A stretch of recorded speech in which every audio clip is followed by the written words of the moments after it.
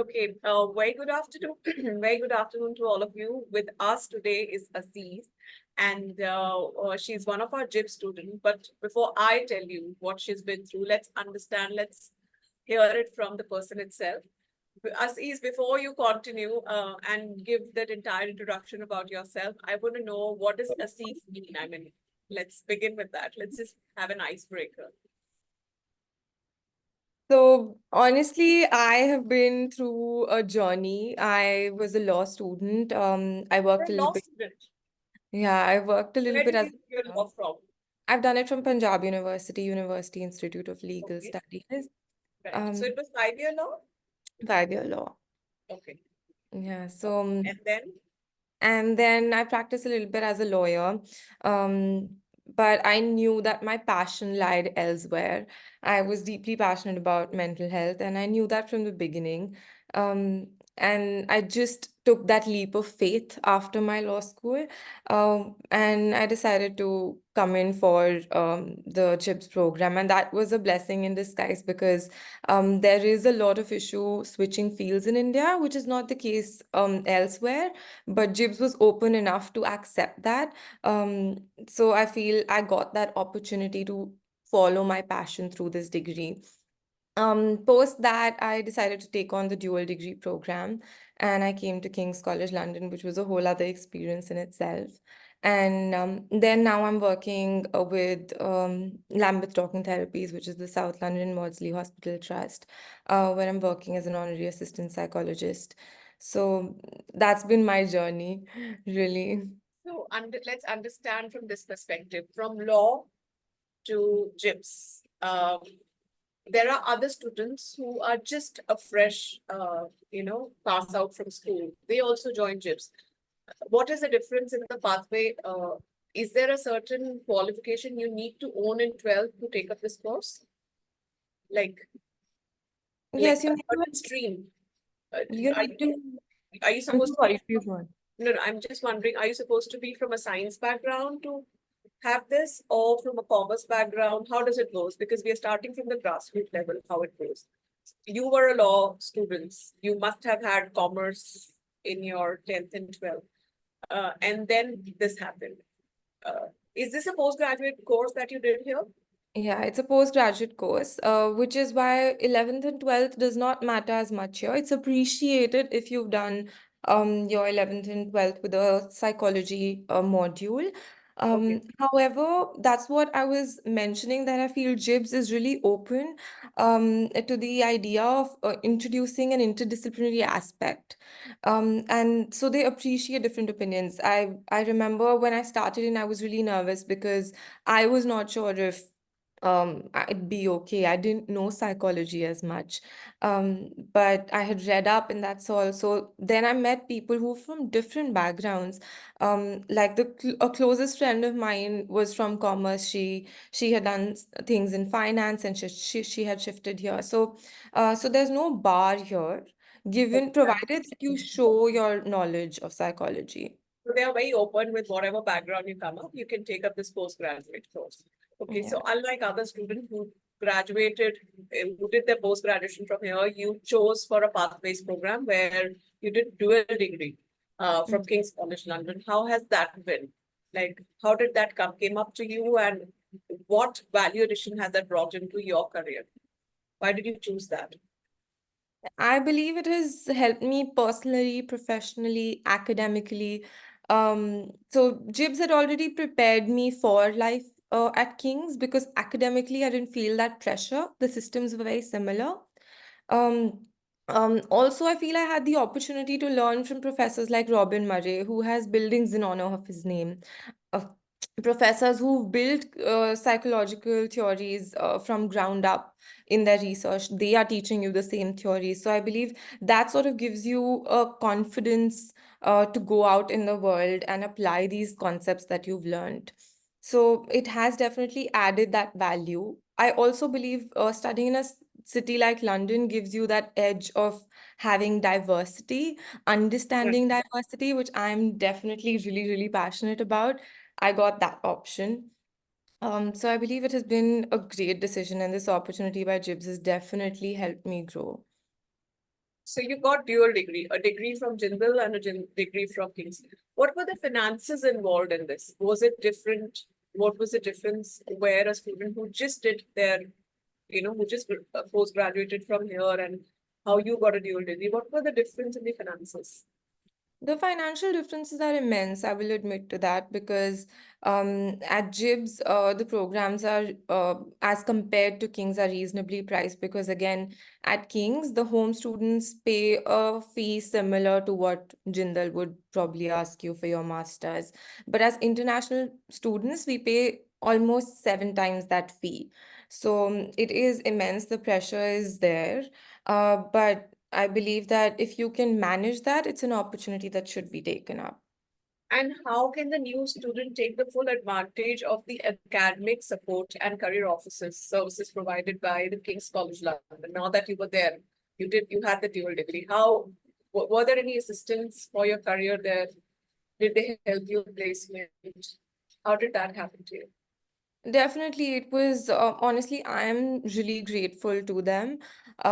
It started with the beginning, like, and that's what I would recommend all other students as well. I started polishing my CV as soon as I entered London, and King's will give you a lot of opportunities, meetups to understand what kind of career path do you want, how do you want to move ahead. You can set up private meetings, you have personal tutors who will help you out.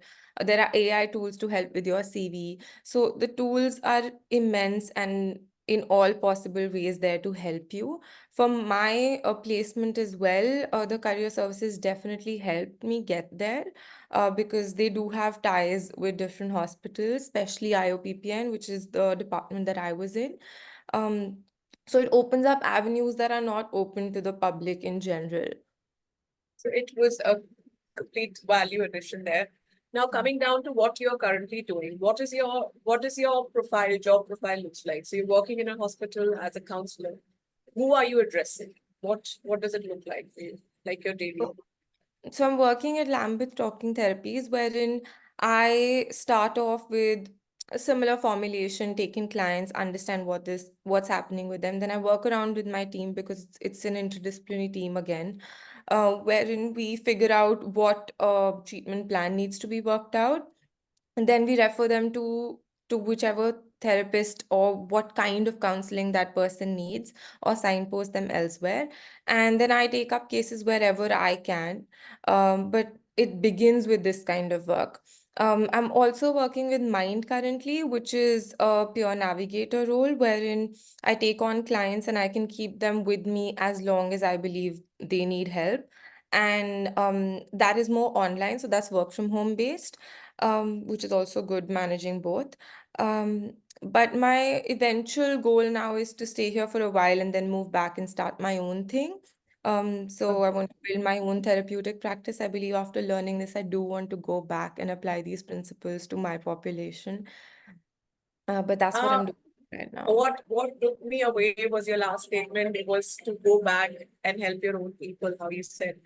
Would you agree on that, that the kind of exposure and the demand in India and abroad is different in numbers? Like understanding a psychologist here be uh, would not have so much exposure because of less clients, less understanding. So I'm talking from a student's perspective. Is it is it really important to have a flourishing career? They need to practice outside India. I mean, how does it go? So I don't believe it is. And I feel till the time we stop believing this, things in the mental health sector in the country would not improve. I understand that the first barrier of stigma needs to be fought with every client that comes into your office, Right. provided they come into your office. Um, and definitely financially, it would not be the same. You would earn more as a psychologist in London as compared Right. to India. But I believe the private therapy practices are one bit wherein we are sort of getting more acceptability. Um, at least tier one cities are accepting this. And I hope it trickles down. Okay. That's the hope, that's the aim. It's definitely a big push saying that. But I do want to do that because I'm not just passionate about mental health, I'm also passionate about it being more accessible and inclusive. and I want to make that in my country because it's important there as well. Okay, what would be your guidance to a first year or the early first semester student who just joined this course? What has been taught is taught to everyone. Are there certain recommendation in terms of certain Coursera online platform courses, certain internship? I mean, could you help by retaliating how one should have a roadmap to become successful in this career while they pursue their course here? Like there's certain internships that you would recommend or certain publication you want to talk about, some platform, maybe some courses online. What other value addition one student should do while they're pursuing this course? So I think what I did was is what I would recommend. The professors at Jibs are amazing. So take complete advantage of that. What I would try and do is post the lecture, I would try and sit down at the time that at the slots that professors have given where you can come and talk to them. Talk to them, tell them what you're passionate about. If that's research, tell them that you're passionate about this research. If it's a sector of work, if you're interested in counseling, clinical, psychodynamic, whichever bit you're interested in, let them know, because they want to help. That's how it helped me. So I intern with Fortis regularly instead of changing my organizations, because I feel like that helped me understand the system completely. But there are definitely other internships are compulsory throughout the course. So we have 4 internships, and I believe take advantage of that, use that. It's a great system that works. Um, I would say on intern in different fields so that you have an understanding of what you like by the end of the course. That needs to come out because psychology does seem like just psychology, but it's a diverse field. There's so much that you can do. We have 3 specializations in our course, so that's quite a lot. And another thing for courses, I would say do check out the WHO courses. They pull out courses which are really interesting and they focus on psychosocial aspects, which I believe are important for any therapist. For Coursera, I would say there are some good courses, but they should be more for value addition than anything else. Um, but WHO courses are good. You can definitely try and take little courses of the therapeutic technique that you're interested in, so that again, you know what you like more, so that you can learn, read more about that. And definitely research on what you want to do after. Ask people, Right. do that. JIBS also gives you opportunities to publish research papers with professors. If you put in an idea, they are open to collaborate with you. So take advantage of that as well, is what I would say. So how you mentioned that one should do, one should explore all the basic avenues, and like you said, there are different specialization that the course entails. And you mentioned that they should explore all the possibility in internship. I want to understand from a student perspective, what are the career opportunity a student who does this degree has post this completion of the degree? So that's what immense. But the main specializations are forensic, community, and organizational. So Okay. organizational psychology is more about roles wherein you work with organizations. So HR roles, team acquisition roles, roles that are more corporate based. Community psychology gives you an option to work along the lines of working with NGOs, working in the education sector, in policy development. Those are aspects that it opens up. Forensic psychology is again a very new and thriving field in India, and JIPS has an excellent specialization in forensic, wherein it opens up a lot of opportunities to work on the crime scene, away from the crime scene. A lot of research is now being published to understand how rehabilitation can take place in India.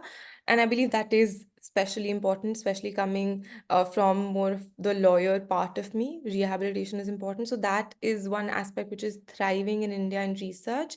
Um, these are some aspects that it opens up. So apart from just a clinical psychologist, which is the norm in India, JIBS is already having specializations which are not talked about as much and are probably more paid.